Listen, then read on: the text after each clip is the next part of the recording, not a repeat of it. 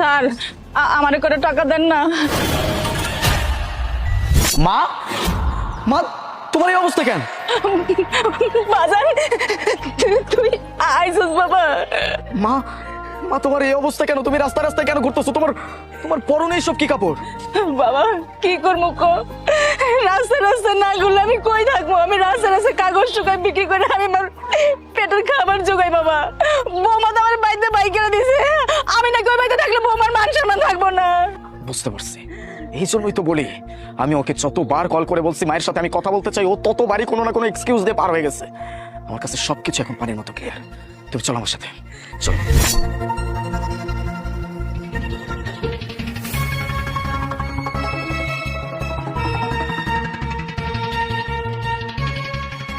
আলিফ, তুমি হঠাৎ মানে কিছু না বলে চলে আসলে যে? না, ওই একটা কাজ পড়ে গেছিল, তাই ভাবলাম বাসায় চলে আসি। বাসায় থেকে পুরো কাজটা কমপ্লিট করে তারপর চলে যাবো। ও আচ্ছা, তো তুমি কতদিন থাকবে এখানে? কাজ যতদিন শেষ না হয় ততদিন থাকবো আর কি। আচ্ছা, মাকে দেখছি না, মা কোথায়?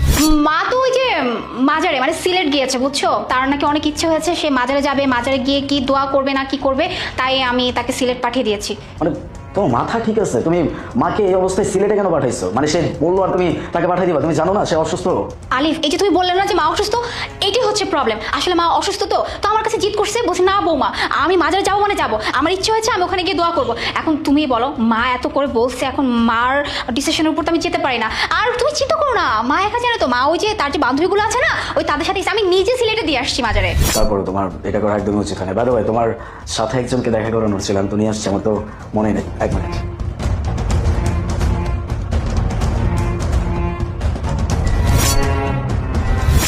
মা মা আপনার এই অবস্থা কেন? মানে কি অবস্থা, শরীরের কি? আপনার সিলেট মাজারে? বাস, আর কোনো প্রকার নাটক তুমি করবে না, আর একটাও মিথ্যা কথা বলবো না। তুমি কি ভাবছো আমি আমার মাকে তোমার সামনে দাঁড় করাইছি কোনো কিছু না জেনে? আমি সব কিছু জানি। আমি ভাবতে পারতেছি না যে তুমি এমন কাজ কিভাবে করতে পারছো। তুমি খুব ভালো করে জানো আমার মা কতটা অসুস্থ, তারপরেও তুমি আমার মায়ের সাথে এরকম কাজ কিভাবে করতে পারো? হ্যাঁ, তুমি যেটা বলছো এটা একদম ঠিক কথা বলছো। সিলেট, আমি আমার মাকে সিলেটেই পাইছি, কারণ আমার ডিউটি ওখানেই চলতেছে। আমার মায়ের সাথে আমার কিভাবে দেখা হচ্ছে শুনতে চাও? আমি ফোনে কথা বলতেছিলাম, আমার মা আমাকে পিছন থেকে ডেকে আমার কাছে টাকা চাইছে শুধুমাত্র তার ক্ষুধা নিবারণের জন্য। আমি আমার মাকে দেখা মাত্র আমার মাথার কাজ করা বন্ধ করে দিচ্ছে। আমার মা সিলেটে কি করতেছে আর তার এই অবস্থা কেন? সে আমার কাছে টাকা চাচ্ছে যেন সে খেতে পারে। আমি না ভাবতে পারতেছি না, যখন মা আমাকে সবকিছু বলছে তখন আমি আর ব্যাপারটা নিতে পারি নাই। কিভাবে করতে পারলাম তুমি আমার মায়ের সাথে এরকম? আমি দিনের পর দিন পরিশ্রম করে যাচ্ছি কাদের জন্য? তোমাদের জন্য। আমি আমার সমস্ত টাকা তোমার অ্যাকাউন্টে পাঠাই দিই যেন তুমি নিজের খেয়াল রাখতে পারো, আমার মায়ের খেয়াল রাখতে পারো। আরে আমার